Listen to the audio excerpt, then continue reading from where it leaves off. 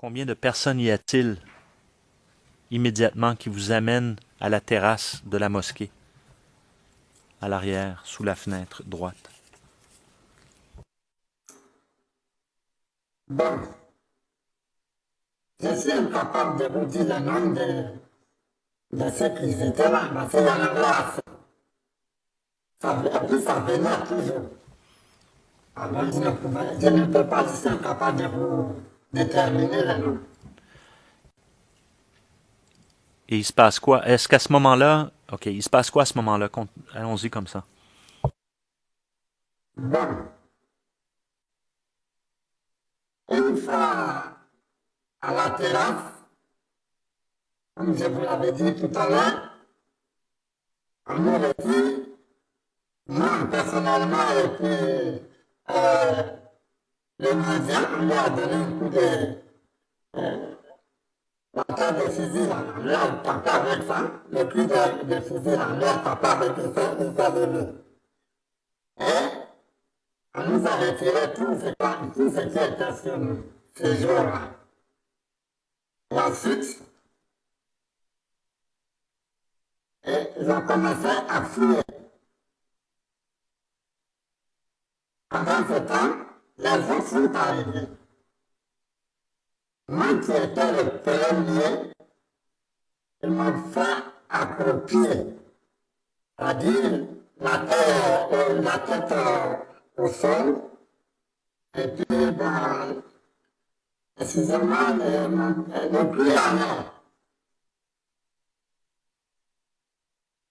Bon, Donc, ils vous ont... c'est en ce moment que Abelard est venu avec le bout, c'est-à-dire le canon de son fusil.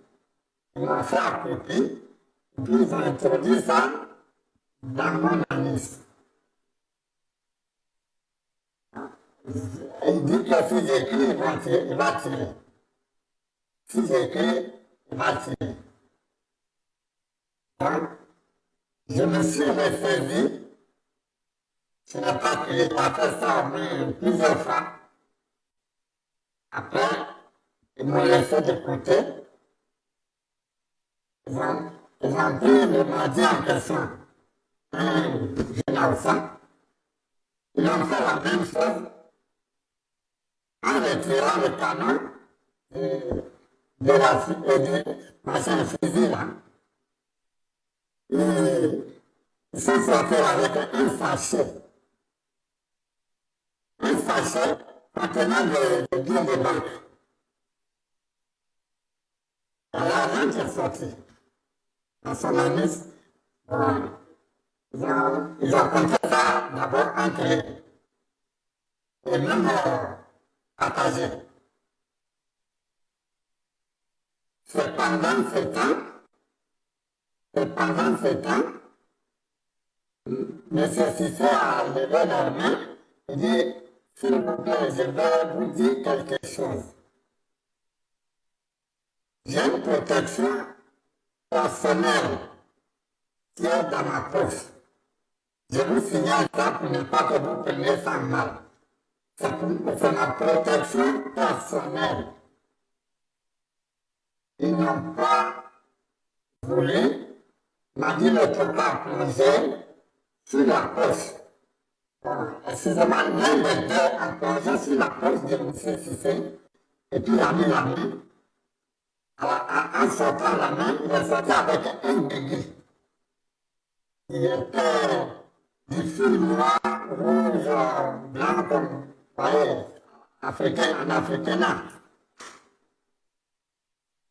On était tenu en ce moment à 2 personnes chacun. C'est 2 personnes qui nous tenaient en ce moment, à gauche, à droite, mais pour nécessiter de devenir 3. Et ils ont arraché à l'aide de la hache qu'ils portaient, ils avaient des machins haches. Ils ont arraché le bras de M. Cissé et puis m'ont donné d'attaquer. j'ai eu peur. Ils disent non, si jamais tu ne l'es pas attrapé, est-ce que tu connais comment tu vas terminer, toi? Attends. Bon, moi, ils m'ont un peu crié là-dessus. J'ai pris, où le bras est encore frais. Ça bougeait même un peu. C'est en ce moment, monsieur le procureur, nous avons aperçu l'hélicoptère de la Lune aussi, qui venait faire le tour, et il était en haut, il venait pour faire le tour de la mosquée, parce qu'il était signalé par notre président de gestion, comme quoi que la mosquée avait pu le faire. Mais à ce moment, la mosquée n'était pas encore brûlée. Donc, quand l'avion venait, nous a dit, nous a obligés à se coucher à terre. On était couché à terre jusqu'à ce que l'avion finisse de faire son tour et puis partir. Après ça, nous sommes partis par la petite porte que vous avez montrée là, à cette grande porte de Philippe aussi là, de Kirili, comme on appelle, de la clôture à la cour, l'accès à la cour là. Et par là, nous sommes partis. Derrière tout juste, non loin de ce portail-là, il y a un regard où l'eau passe là. Tout à l'heure, même, j'ai vu la partie en question là. C'est côté. Monsieur le témoin. Allez. Oui. Je m'excuse de vous interrompre. Oui. On va poursuivre dans quelques instants sur la question du regard. J'aimerais juste revenir en arrière sur ce que vous venez de dire. Oui. Au moment où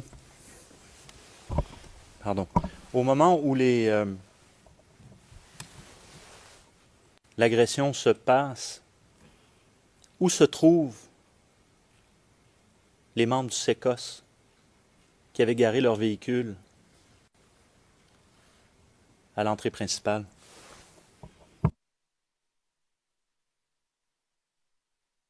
Monsieur le procureur,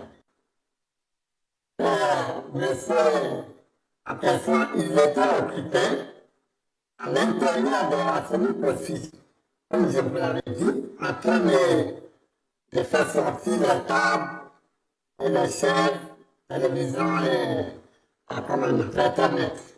Ils étaient là-bas.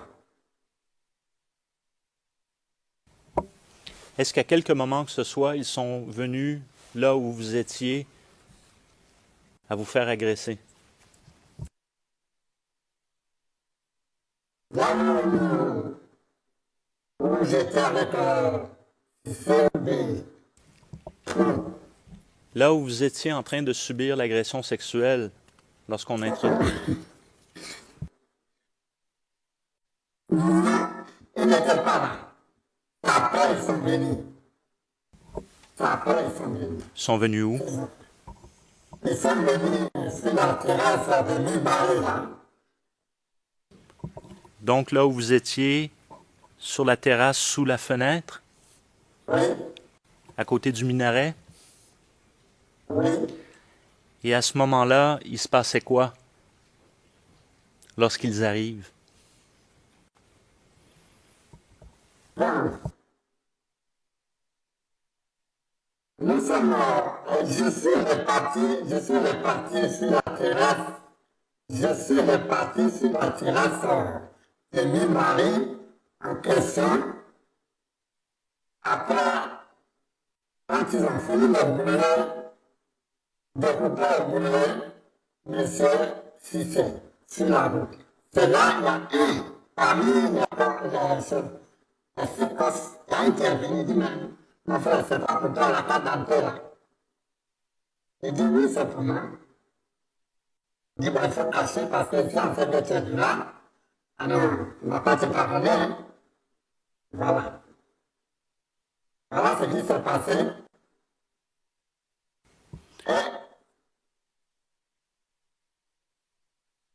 Alors, justement, je veux revenir à la présentation 360 et nous allons maintenant continuer où votre récit lorsque vous êtes sorti et vous avez passé la clôture pour aller à ce que vous appelez le regard. Alors, avec la permission de la Cour, si on pouvait mettre la 360, s'il vous plaît.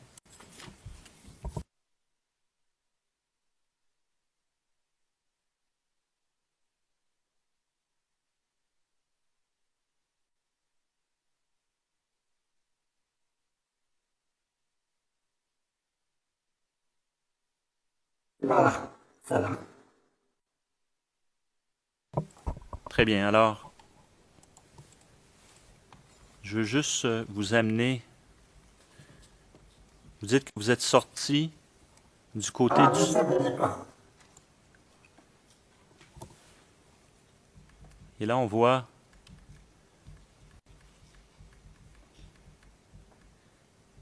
une porte, on voit le CENI, n'est-ce pas, devant nous. Et on voit également une porte à la clôture. Bleu, là.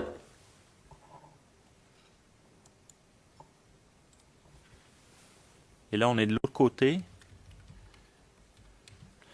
Je vais juste... et vous êtes... on vous amène du côté du CENI. Oui.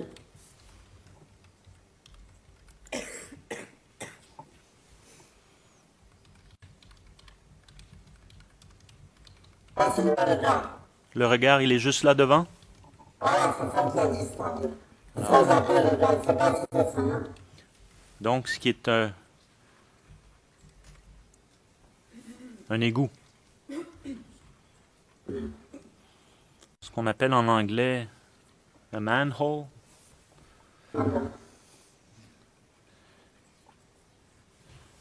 Il se passe quoi à cet endroit-là?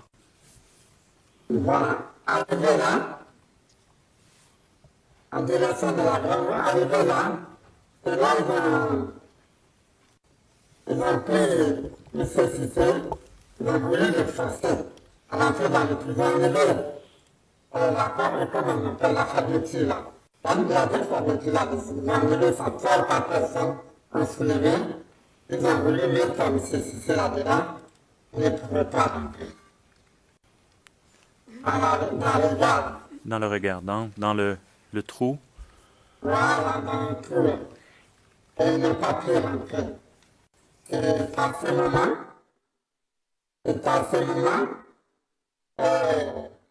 Maggie, le copain, a dit, mais au lieu de tout ça, on n'a qu'à découper en même temps. On est parti sur la route. On dit en face de Félix aussi. On allait, oui, sur la route, sur la grande là-bas principalement. Ils sont partis là-bas, arrivés tout juste devant, à Félix aussi, ils ont découpé en morceaux.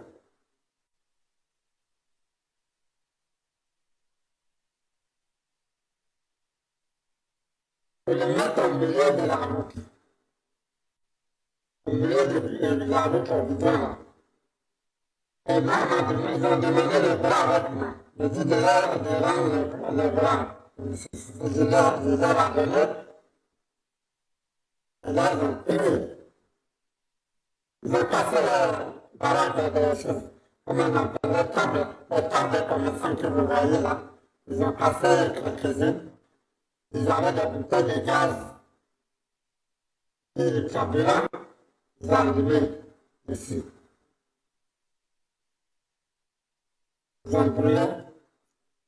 Au milieu du bidon, hein, c'est pas là, c'est au milieu du bidon, mais c'est ça qui est brûlé. Et il y a un qui a eu à me demander, mais toi, qu'est-ce que tu fais ici encore? On est ici, je me suis retrouvé dans la mosquée, dans la cour de la mosquée, qui a coïncidé avec l'arrivée des gars en tenue qui ont pu aller de fusil. La porte principale de la mosquée, sous un bar, chez les femmes. Ils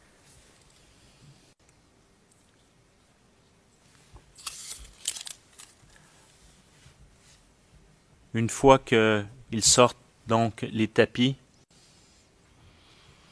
qu'ils brisent la caisse, que font-ils par la suite?